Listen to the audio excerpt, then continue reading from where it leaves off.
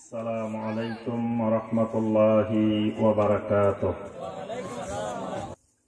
মানুষ যখন কবরে যায়, আল্লাহ রাসূল সাল্লাল্লাহু আলাইহি ওয়াসাল্লাম বলেন, ইয়াতবাউল মাইয়াতা সালাসাতুন। মাইয়াত যখন কবরস্থানের দিকে যায়, মাইয়াতকে যখন কবরের দিকে নিয়ে যাওয়া হয়, মাইয়াতের পিছনে পিছনে তিনটা জিনিস পিছনে পিছনে যায়। আহলুহু ওয়া মালুহু ওয়া আমালুহু। মাইয়াতের পিছনে পিছনে তার আহাল যেতে থাকে, তার পরিবার পরিজন দিকে যেতে থাকে। কবরস্থান পর্যন্ত আহাল যায়, পরিবারের লোকেরা যায়, আত্মীয় স্বজন যায়, প্রতিবেশীরা যায়। ওয়া মালুহু, তার সম্পদও কবরস্থান পর্যন্ত যায়। কারণ দেখবেন, ধনী মানুষ, সম্পদশালী মানুষ, তার জানাজায় মানুষ বেশি, তার কবরস্থানে মানুষ বেশি, তার প্রচার প্রচারণা বেশি। তাহলে বোঝা যায় তার সম্পদের প্রভাব ওই কবরস্থান পর্যন্ত থাকে। ওয়া আহলুহু ওয়া মালুহু ওয়া আমালুহু, ওই মানুষটার আমলও তার সাথে কবরস্থান পর্যন্ত যায়। আল্লাহ রাসূল সাল্লাল্লাহু আলাইহি ওয়াসাল্লাম বলেন, ফায়ারজিউ ইসমান। কিছুক্ষণ পরে আস্তে আস্তে করে একটা একটা ওই কবরস্থান থেকে আস্তে আস্তে বিদায় নিতে থাকে। প্রথম নম্বরে যখন তাকে কবরে শোয়ানো হয়, কবরে রাখা হয়, কবরে রাখার সাথে সাথে তার সম্পদের প্রভাব তার থেকে বিদায় নিয়ে যায়। এতদিন পর্যন্ত সে অন্য মানুষদের থেকে আলাদা হয়ে উন্নত মানের গাড়িতে, উন্নত মানের দামি দামি গাড়িতে করে, দামি দামি বাড়িতে, দামি দামি জায়গায় অবস্থান করত। আজকে তাকে এমন একটা কবরে রাখা হচ্ছে, একজন দরিদ্র মানুষকে, একজন গরিব মানুষকে যেখানে রাখা হয়েছে, ওই কোটিপতি মানুষটাকেও ওই মাটির ভিতরে, ওই ঘরের ভিতরে রাখা হয়েছে। তাহলে এতদিন পর্যন্ত সম্পদের যে প্রভাব, সম্পদের যে তাসির, এটা তার থেকে বিদায় নিয়ে গেছে। তার জায়গা জমিন এখন আর অমুকের জায়গা জমিন বলে না, এখন ওয়ারিসেরা বসে আছে, তার জায়গা জমিন কেমনে বন্টন করে করে নিয়ে যাবে। তাহলে সম্পদের প্রভাব কবরস্থানে যাওয়ার পরে শেষ, চলে আসতে আহালেরাও কিছুক্ষণ অবস্থান করতে করতে কবরস্থানে মাটি দিয়ে দিল। মাটি দেওয়ার পরে কিছুক্ষণ অবস্থান করলো, এরপরে আস্তে আস্তে আহালেরাও বাড়ির দিকে চলে আসতেছে। আল্লাহ রাসূল সাল্লাল্লাহু আলাইহি ওয়াসাল্লাম বলেন, আহালও ফিরে চলে আসলো, মালও ফিরে চলে আসলো, ওয়ায়াবকা আমালুহু। তার সাথে একটা জিনিস কবরের ভিতরে রয়ে গেল, যে জিনিসটা হলো তার আমল। সুবহানাল্লাহ, তার আমলটা তার কবরের ভিতরে রয়ে গেছে। তাহলে আমার ভাইরা এবং বোনেরা, আমলও এত গুরুত্বপূর্ণ, যে আমলটা আমার আপনার কবরের সাথী, যে আমলটা আমার আপনার হাসরের সাথী। তাহলে আমাকে আপনাকে জান্নাতে যেতে হলে এই দুইটা জিনিস, ঈমান আর আমল, ঠিক করা লাগবে। ঈমান আর আমল দুইটাকে বিশুদ্ধ রাখতে হবে। কিসের থেকে বিশুদ্ধ? ঈমান আর আমলকে বিশুদ্ধ রাখা লাগবে শিরিক থেকে, কুফর থেকে, নেফাক থেকে, বিদআত থেকে। ঈমান আর আমলকে সংরক্ষিত করা লাগবে। কারণ এগুলা এমন এক জিনিস যেগুলার কারণে আপনার ঈমান আর আমল নষ্ট হয়ে যায়, ঈমান আর আমল ধ্বংস হয়ে যায়। এগুলো যদি আমার আপনার ভিতরে থাকে, তাহলে বিশুদ্ধ ঈমান নিয়ে, আমল নিয়ে কবরে যাওয়া যাবে না। তাহলে আমাদের কি কি ছাড়তে হবে? বড় বড় দুটো জিনিস ছাড়া লাগবে। এক নম্বরে ছাড়া লাগবে শিরিক, আরেকটা জিনিস ছাড়া লাগবে বেদাত। শিরিক ছাড়তে হবে, বেদাত ছাড়তে হবে। যদি ঈমান আর আমলকে বিশুদ্ধ রাখতে চাই, যদি ঈমান আর আমলকে ঠিক রাখতে চাই, ঈমান আর আমল ঠিক রাখতে হলে তাওহীদ আর সুন্নাতকে শক্ত করে কামড়ে ধরতে হবে। শিরিক আর বেদাতকে লাথি মারতে হবে। শিরিক আর বিদআতকে জীবনের সর্বক্ষেত্রে বিদায় দিতে হবে। শিরিক আর বেদাত থেকে সবসময় দূরে থাকা লাগবে। তাওহীদ আর সুন্নাতকে জীবনে শক্ত করে কামড়ায় ধরে রাখতে হবে। তাহলে ঈমান আর আমল নিয়ে কবরে যাওয়া যাবে। ঈমান আর আমল নিয়ে কবরে যেতে চাইলে শিরিক বেদাত থেকে দূরে থাকা লাগবে। তাওহীদ আর সুন্নাতের উপরে কায়েম হতে হবে। কারণ কারণ শিরিক এমন এক জিনিস, এই শিরিকটা ঈমানকে নষ্ট করে দেয়, শিরিকটা আমলকে নষ্ট করে দেয়। শিরিক এত বিষাক্ত, এত বিষাক্ত, এত মারাত্মক, এই শিরকের কারণে একজন মানুষের ঈমানও ধ্বংস হয়ে যায়, ঈমানও নষ্ট হয়ে যায়। শিরকের কারণে তার সমস্ত আমলও নষ্ট হয়ে যায়। শিরকের কারণে আপনার ঈমানটাও ধ্বংস হয়ে যাবে, ঈমানটাও নষ্ট হয়ে যাবে, এমনকি পুরা জিন্দেগীর সমস্ত আমলটাও নষ্ট হয়ে যাবে। আল্লাহ রাব্বুল আলামিন নবী সাল্লাল্লাহু আলাইহি ওয়াসাল্লামকে রাসূল হিসাবে ১ নম্বর যে দায়িত্বটা দিয়েছেন, মূল দায়িত্বটা আল্লাহ পাক সূরা আল মুদাসসিরের ভিতরে বর্ণনা করছেন, ইয়া আইয়ুহাল মুদাসসির কুম ফাআনজির ওয়া রাব্বাকা ফাকাব্বির ওয়া সিয়াবাকা ফাতাহহির। আল্লাহ রাব্বুল আলামিন নবী সাল্লাল্লাহু আলাইহি ওয়াসাল্লামকে সুন্দর একটি সিফাত দিয়ে ডাক দিলেন। নবী সাল্লাল্লাহু আলাইহি ওয়াসাল্লামকে আল্লাহ রাব্বুল আলামিন এত বেশি মহব্বত করতেন, এত বেশি ভালোবাসতেন। দুইজন নবীকে আল্লাহ রাব্বুল আলামিন খলিল বানাইছেন। আর কোন নবী রাসূলকে আল্লাহ পাক খলিল পর্যন্ত, অর্থাৎ মহব্বতের ১০ম স্তর, মহব্বতের সর্বোচ্চ স্তর খলিল পর্যন্ত এই স্তরের ভালোবাসা আর কোন নবীকে ভালোবাসেন নাই। ইব্রাহিম আলাইহিস সালাম আর মুহাম্মদুর রাসূলুল্লাহ সাল্লাল্লাহু আলাইহি ওয়াসাল্লাম, এই দুজন নবীকে আল্লাহ রাব্বুল আলামিন খলিল বানাইছেন। কোরআনে কারীমে ইব্রাহিম আলাইহিস সালামের ঘোষণা দিয়েছেন, ওয়াত্তাখাযাল্লাহু ইব্রাহিমা খলিলা। আল্লাহ রাব্বুল আলামিন ইব্রাহিম আলাইহিস সালামকে খলিল হিসেবে গ্রহণ করেছেন। সুবহানাল্লাহ। আল্লাহ রাসূল সাল্লাল্লাহু আলাইহি ওয়াসাল্লাম বলেন, সহিহ মুসলিমের হাদিস, ওয়ালাকিন সাহিবুকুম খলিলুল্লাহ, তোমাদের সাথী মুহাম্মদুর রাসূলুল্লাহ সাল্লাল্লাহু আলাইহি ওয়াসাল্লাম তিনিও আল্লাহ রাব্বুল আলামিনের খলিল। সুবহানাল্লাহ। আল্লাহ রাব্বুল আলামিন যত জায়গায় কোরআনে কারীমের মধ্যে আল্লাহর আনুগত্যের কথা বলছেন, সাথে আল্লাহ রাব্বুল আলামিন রাসূলের আনুগত্যের কথাও বলছেন। আল্লাহ পাক যখন বলছেন আতিউল্লাহ, সাথে বলছেন আতিউর রাসূল। যেখানে আল্লাহ রাব্বুল আলামিন মহব্বতের কথা বলছেন, ভালোবাসার কথা বলছেন, আল্লাহ রাব্বুল আলামিনকে ভালোবাসতে বলছেন, পাশে আল্লাহ রাব্বুল আলামিন তার রাসূলকেও ভালোবাসতে বলছেন। আল্লাহর মহব্বতটা, আল্লাহর ভালোবাসাটা নবী সাল্লাল্লাহু আলাইহি ওয়াসাল্লামের ভালোবাসার সাথে সম্পৃক্ত করে দিয়েছেন। অর্থাৎ যে যত বেশি নবী সাল্লাল্লাহু আলাইহি ওয়াসাল্লামকে ভালোবাসবে, সে তত বেশি আল্লাহ রাব্বুল আলামিনকে ভালোবাসবে। যে যত বেশি সুন্নতের ইত্তেবা করবে, আল্লাহ রাব্বুল আলামিন তাকে তত বেশি ভালোবাসবেন। তাহলে ভালোবাসার সম্পর্কটা করে দিয়েছেন নবী সাল্লাল্লাহু আলাইহি ওয়াসাল্লামের সুন্নতের ইত্তেবার সাথে। আল্লাহ রাব্বুল আলামিন নবী সাল্লাল্লাহু আলাইহি ওয়াসাল্লামকে এত মহব্বত করেন, কোরআনে কারীমের প্রথম থেকে শুরু করে শেষ পর্যন্ত কোন জায়গায় আল্লাহ রাব্বুল আলামিন ইয়া মুহাম্মদ বলে ডাক দেন নাই, ইয়া আহমদ বলে ডাক দেন নাই। সুন্দর সুন্দর সিফাত দিয়ে আল্লাহ রাব্বুল আলামিন ডাকছেন, ইয়া আইয়ুহান নাবিয়্যু, ইয়া আইয়ুহার রাসূল, ইয়া আইয়ুহাল মুসাম্মিল, ইয়া আইয়ুহাল মুদাসসির। এভাবে সুন্দর সুন্দর সিফাতে নাম দিয়ে আল্লাহ পাক ডাকছেন। সুবহানাল্লাহ।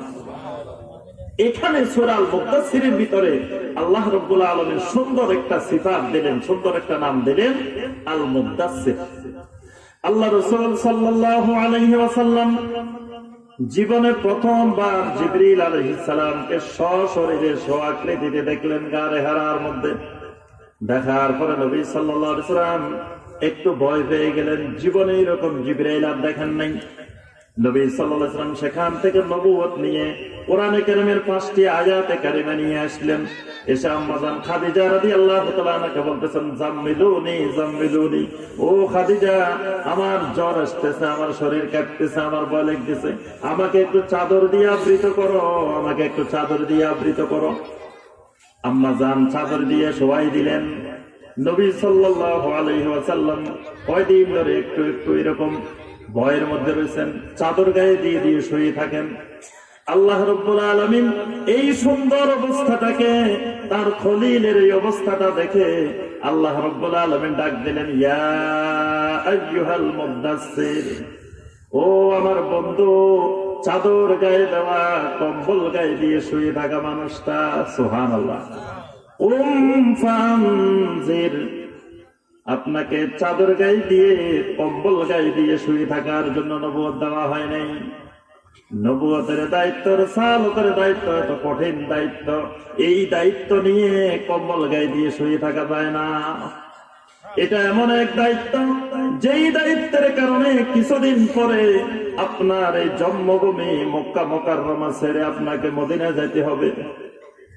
এটা এমন এক দায়িত্ব, যেই দায়িত্বের কারণে দ্বীনের দাওয়াত দিতে গিয়ে তাইফের ময়দানে কয়দিন পরে শরীর পাথরের আঘাতে রক্তাক্ত হবে, উহুদের ময়দানে দাঁত ভাঙবে, মাথা ফাটে রক্তাক্ত হবেন। এমনকি আরো কঠিন কঠিন একের পর এক বিপদ আপদ মুসিবত আসতেই থাকবে। কম্বল গায়ে দিয়ে শুয়ে থাকা এত আরামের কাজ না, নবুয়তের দায়িত্ব, রিসালাতের দায়িত্ব। আপনি উঠে যান, বিছানা থেকে উঠে যান, আপনার কম্বল ফালাই দেন, চাদর ফালাই দেন, উঠে দাঁড়াই যান। দাঁড়াই কি করবেন?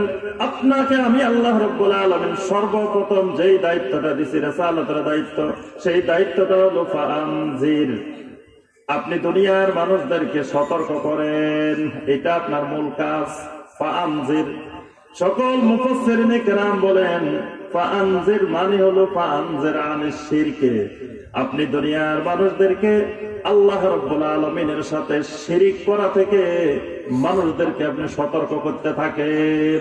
এটা হলো আপনার রিসালাতের এক নম্বর কাজ, মূল কাজ। ওয়া রাব্বাকা ফাকাব্বির, এরপরে আপনার রবের তাকবীর ঘোষণা করেন, আপনার রবের শ্রেষ্ঠত্ব ঘোষণা করেন। সকল মুফাসসিরিনে কেরাম লেখেন ওয়া রাব্বাকা ফাকাব্বির বিত্তাওহীদ, তাওহীদের দাওয়াতের মাধ্যমে, তাওহীদ কায়েমের মাধ্যমে আপনার রবের শ্রেষ্ঠত্ব জমিনে আপনি ঘোষণা করেন। সুবহানাল্লাহ।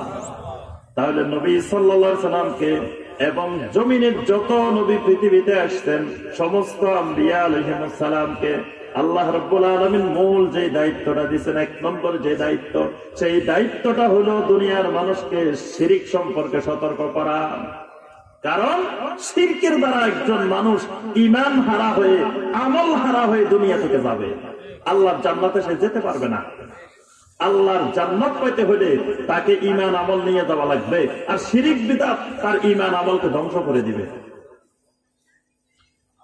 আল্লাহ রাব্বুল আলামিন সূরা আল মায়েদার ৭২ নম্বর আয়াতে কারিমা ইরশাদ করেন, ইন্নাহু মান ইউশরিক বিল্লাহি ফাকাদ হারামাল্লাহু আলাইহিল জান্নাহ ওয়া মাওয়াহুন নার, যে ব্যক্তি আল্লাহ রাব্বুল আলামিনের সাথে শিরিক করবে, আল্লাহ রাব্বুল আলামিন আল্লাহর জান্নাতকে তার জন্য হারাম করে দেন। কিছু বলা লাগবে না, নাউযুবিল্লাহ। আল্লাহ রাব্বুল আলামিন শিরিক করলে আল্লাহর জান্নাত তাকে দিবেন না, শিরিককারীর জন্য আল্লাহর জান্নাত হারাম। ওয়া মাওয়াহুন নার, তার ঠিকানা হলো জাহান্নাম। তাহলে শিরিককারী জান্নাতে যেতে পারবে না, আল্লাহর জান্নাত তার জন্য হারাম। তাহলে আমরা যেদিকে যেতে থাকছি, যদি আমার আপনার জীবনে একটা শিরিক ঢুকে, ওই জান্নাতে যাওয়া নসিব হবে না। কারণ আল্লাহর জান্নাত আল্লাহ পাক শিরিককারীদের জন্য হারাম করে দিবেন। সূরা জুমারের ৬৫ নম্বর আয়াতে কারিমা আল্লাহ রাব্বুল আলামিন সমস্ত নবীদেরকে, সমস্ত রাসূলদেরকে এই ওহী নাযিল করেছেন। সব নবীদেরকে আল্লাহ পাক এই কথাটা বলে দিয়েছেন, ওয়ালাকাদ উহিয়া ইলাইকা ওয়া ইলাল্লাযীনা মিন ক্বাবলিকা লাইন আশরাকতা লায়াহবাতান্না আমালুক। আল্লাহ রাব্বুল আলামিন বলেন, ও আমার রাসূল, আমি আপনার প্রতি ওহী নাযিল করেছি, আপনার আগে যত নবী রাসূল এই দুনিয়াতে এসেছিলেন সমস্ত নবী রাসূলদেরকে আমি এই ওহী নাযিল করে জানাই দিছি, লাইন আশরাকতা লায়াহবাতান্না আমালুক, যদি শিরিক করো তোমার সমস্ত আমল বরবাদ হয়ে যাবে। নাউযুবিল্লাহ। তাহলে শিরক যেমন আল্লাহর জান্নাত হারাম করে দেয়, শিরকের কারণে সমস্ত আমলও নষ্ট হয়ে যায়, সব আমলও বরবাদ হয়ে যায়। আমল করছি অনেক, বস্তায় বস্তায়, ট্রাকে ট্রাকে অনেক আমল, কিন্তু কি করছি? সাথে শিরকও করছি। এই শিরকের কারণে আমার আপনার তখন সমস্ত আমল নষ্ট হয়ে যাবে, বরবাদ হয়ে যাবে। আপনারা মাছ ধরতে গেলে মাঠে যখন যায় তখন দেখবেন যে একটা খলয় নিয়ে যায়। আপনারা কি বলেন? আপনাদের এলাকায় কি বলে? খলয়? যে না, যেটার মধ্যে মাছ রাখে, ডুলা। ডুলা, জি। তাই ডুলা নিয়ে গেছেন মাছ ধরার জন্য, কিন্তু নিচে দিয়ে ভাঙ্গা। এখন রাত্রে খালি মাছ ধরেন, জালের থেকে নিয়ে রাখতেছেন, জালের থেকে নিয়ে রাখতেছেন, বাড়িতে আসে দেখেন একটা না। কারণ কি? ওই নিচে দিছিল কি? ভাঙ্গা, ছিদ্র। এখন যদি আমার আপনার জীবনের মধ্যে, আকীদার মধ্যে, আমলের মধ্যে কোন শিরিক থাকে, যা আমল করবো সব আমল ডুলার নিচে দিয়ে সব চলে যাবে। কিয়ামতের ময়দানে কোনো আমল আর খুঁজে পাওয়া যাবে না। তাহলে শিরিক কত মারাত্মক! এমনকি দেখেন আল্লাহ রাব্বুল আলামিন এখানে নবী রাসূলদেরকে সম্বোধন করছেন, সাধারণ মানুষকে সম্বোধন করেন নাই। নবী রাসূলদেরকে সম্বোধন করে সমস্ত মানুষকে বলছেন। নবী রাসূলদের আমলটা কেমন? আল্লাহু আকবার। একজন নবীর আমল সমস্ত উম্মতের আমল যদি এক পাল্লা রাখা হয়, তার থেকেও ওই নবীর আমল অনেক বেশি। কারণ নবী সাল্লাল্লাহু আলাইহি ওয়াসাল্লামের উম্মত কিয়ামত পর্যন্ত যত আমল করবে, সমস্ত আমলের সওয়াব নবী সাল্লাল্লাহু আলাইহি ওয়াসাল্লামের আমলনামায় যোগ হয়ে যাবে। তাহলে পুরা উম্মতের সবার সওয়াব যদি, আমল যদি এক পাল্লা রাখা হয়, নবী সাল্লাল্লাহু আলাইহি ওয়াসাল্লামের আমল যদি এক পাল্লা রাখা হয়, তাহলে নবী সাল্লাল্লাহু আলাইহি ওয়াসাল্লামের আমল থাকবে অনেক বেশি। তাহলে নবীদের আমল হলো মহাসাগরের মতো আমল, আমাদের আমল হলো এক ফোঁটা কুয়ার মতো না, সামান্য এক ফোঁটা আমল। আম্বিয়া আলাইহিস সালামের, নবী রাসূলদের আমল হলো এক এক মহাসাগরের মতো আমল। আল্লাহ রাব্বুল আলামিন বলে দিলেন, ও আমার নবীরা শোনো, শিরিক এত মারাত্মক, এত বিষাক্ত, এটা যদি একটা মহাসাগরের ভিতরেও যদি এক ফোঁটা পালানো হয়, ওই মহাসাগরের পানিগুলো সব দূষিত হয়ে যাবে, বিষাক্ত হয়ে যাবে। এটা সমস্ত আমলকে, যত বিশাল আমল হোক না কেন, সব আমলকে এটা নষ্ট করে দিবে, সব আমল বরবাদ হয়ে যাবে। যদি আমার আপনার ঈমানের ভিতরে, আমলের ভিতরে যদি কোনো শিরিক ঢুকে, শিরিক থেকে তওবা করে নাই, শিরিক ছাড়ে নাই, শিরিক নিয়ে কবরে গেছে, আল্লাহ পাক সমস্ত গুনাহ আল্লাহ চাইলে মাফ করে দিতে পারবেন। আল্লাহর মাশিয়াত, আল্লাহর এই ক্ষমতা আছে। আল্লাহ কারোর মাফ করে দিতে চাইলে আল্লাহ সব মাফ করে দিতে পারেন। আল্লাহ কারোর সাথে পরামর্শ করা লাগবে না, কারোর জিজ্ঞাসা করা লাগবে না। কিন্তু যিনি শিরিক নিয়ে কবরে যাবে, এই লোককে আল্লাহ রাব্বুল আলামিন মাফ করবেন না। আল্লাহ পাক নিজে ঘোষণা দিচ্ছেন কোরআনে কারিমে, কয়েক জায়গায় এই আয়াতটা আল্লাহ পাক বলছেন। সূরা আন-নিসা 48 নম্বর আয়াত, ইন্নাল্লাহা লা ইয়াগফিরু আন ইউশরাকা বিহি ওয়া ইয়াগফিরু মা দুনা যালিকা লিমান ইয়াশা। আল্লাহ রাব্বুল আলামিন বলেন, কোন ব্যক্তি যদি শিরিকরত অবস্থায়, শিরিক করা অবস্থায়, শিরিক থেকে ফিরে আসে নাই, এরকম শিরিক করে যদি মারা যায়, ইন্নাল্লাহা লা ইয়াগফিরু, আল্লাহ রাব্বুল আলামিন এই শিরিককারীকে আল্লাহ ক্ষমা করবেন না। আর শিরিক ছাড়া যত গুনাহ আছে, যত অপরাধ আছে, আল্লাহ রাব্বুল আলামিন চাইলে সমস্ত গুনাহ মাফ করে দিতে পারেন।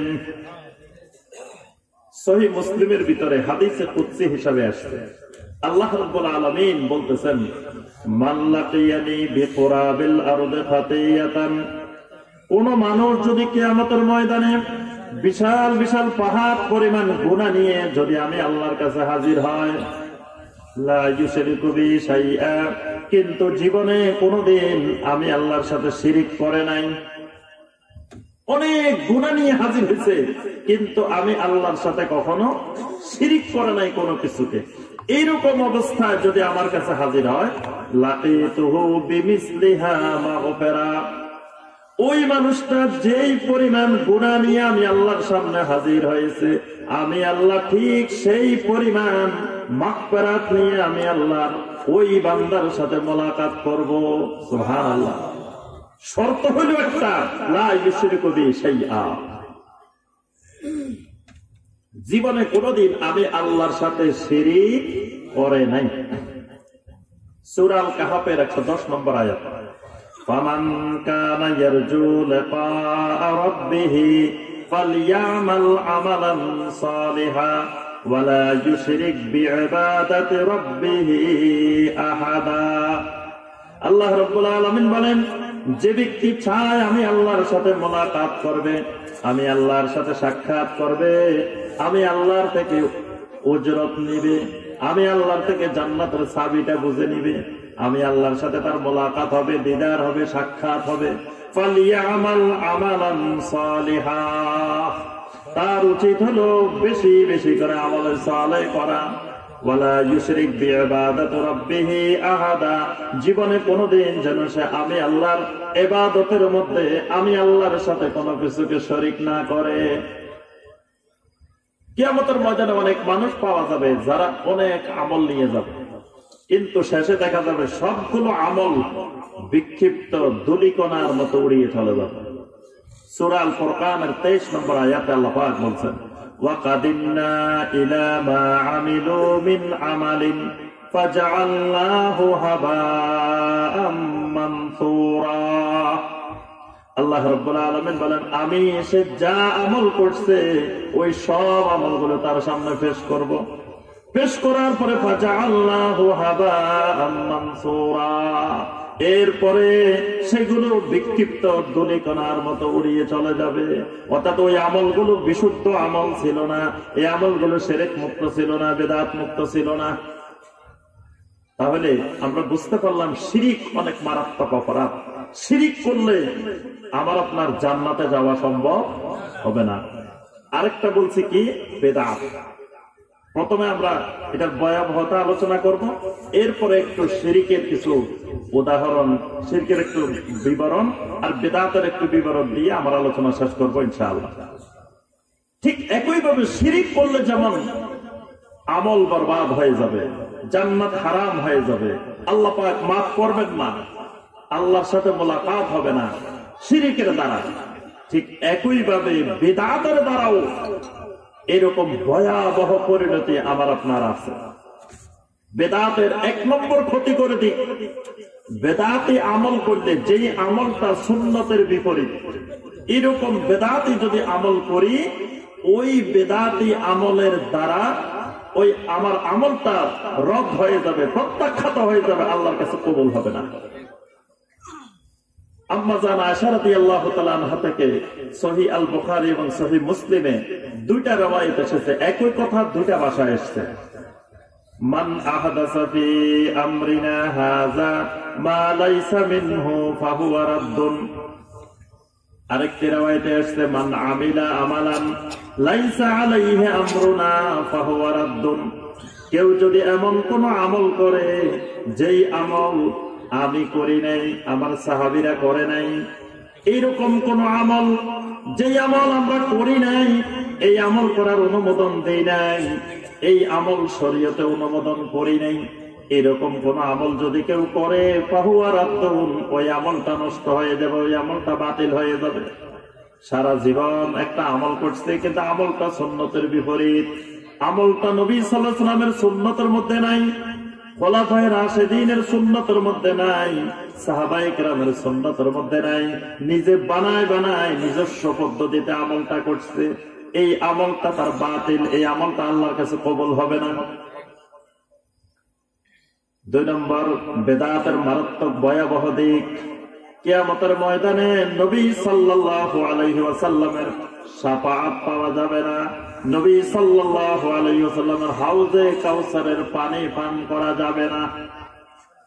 আল্লাহ রাসূল সাল্লাল্লাহু আলাইহি ওয়াসাল্লামের এই হাদিসটি অনেক বড় বড় সাহাবী, 10-12 জন সাহাবী বর্ণনা করেছেন।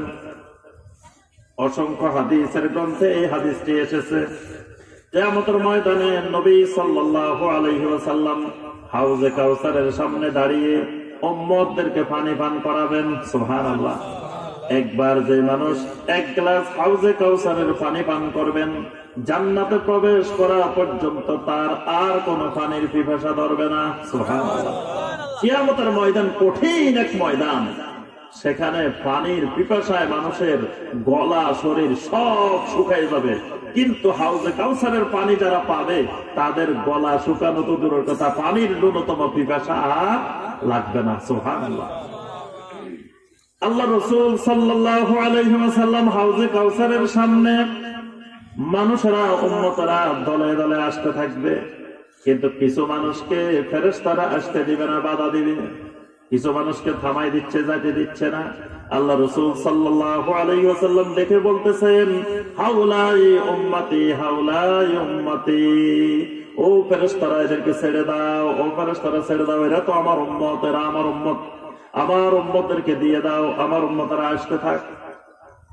ফেরেশতারা সেখান থেকে বলবেন, ইন্নাকা লা তাদরি মা আহদাসু বাদাক, আপনি তো জানেন না এই মানুষগুলো আপনার পরে আপনার রেখে যাওয়া পূর্ণাঙ্গ দ্বীনের ভিতরে নতুন নতুন আকীদা বানাইছে, নতুন নতুন আমল বানাইছে, নতুন নতুন ঈমান আমল আকীদা ইবাদত সৃষ্টি করেছে, বানাইছে।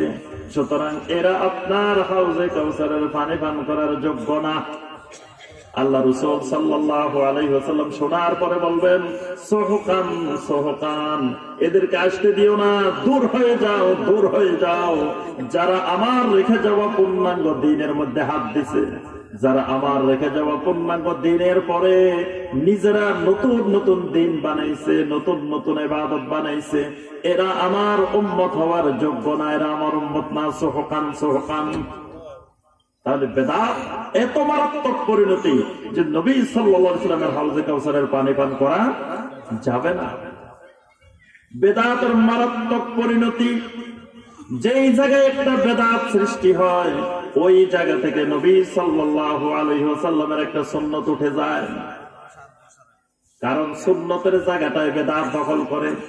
যেখানে আগাছা উঠে সেখানে দেখবেন মূল সুন্নতটাকে, মূল ফসলটাকে ধ্বংস করে দেয়।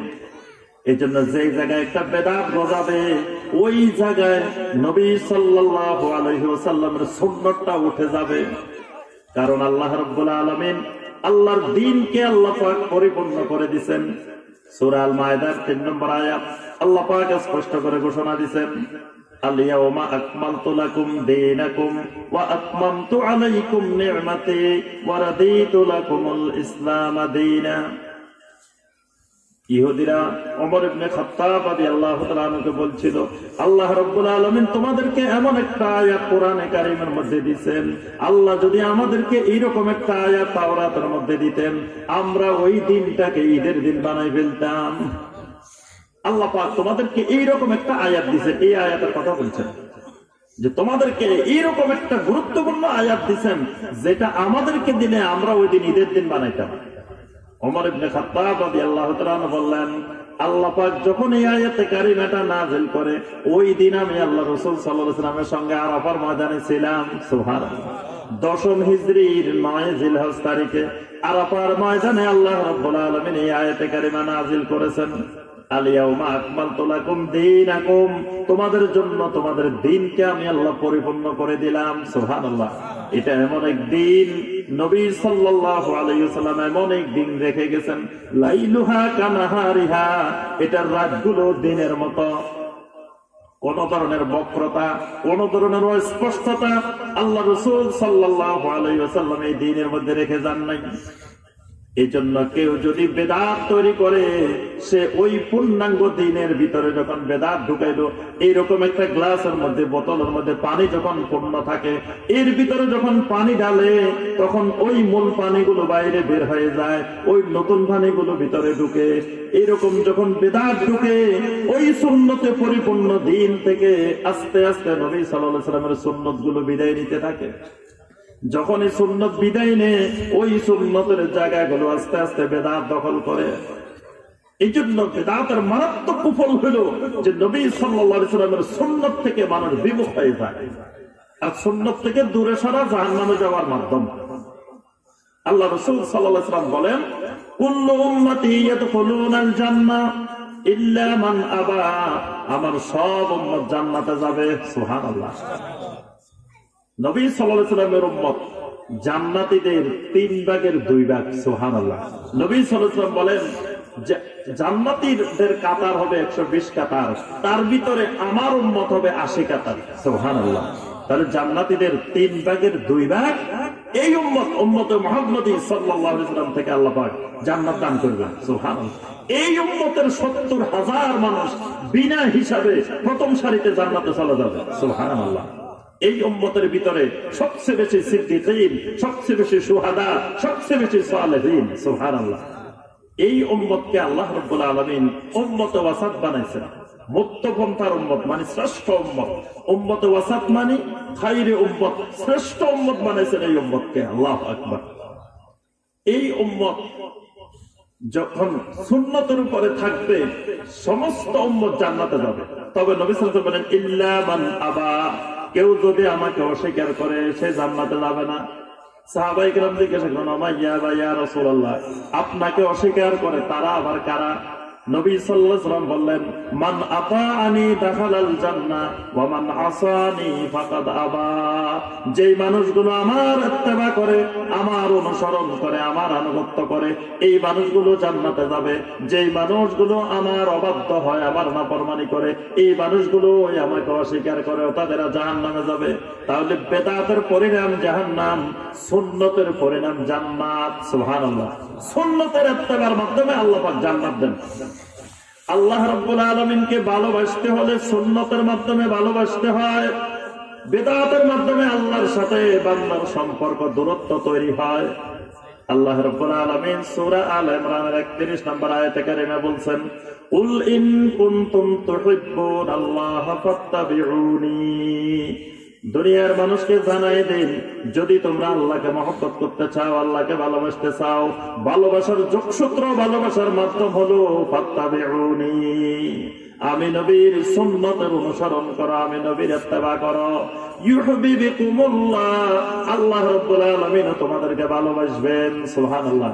নবী সাল্লাল্লাহু আলাইহি ওয়াসাল্লামের সুন্নতের ইত্তেবা করলে আল্লাহ পাক বান্দাকে ভালোবাসবেন, বান্দা আল্লাহকে ভালোবাসবে। সুবহানাল্লাহ। ওয়া ইয়াগফির লাকুম যুনুবাকুম, আর এই 2 দিক থেকে ভালোবাসার মাধ্যমে আল্লাহ রাব্বুল আলামিন বান্দার সমস্ত গুনাহ মাফ করে দিবেন। সুবহানাল্লাহ।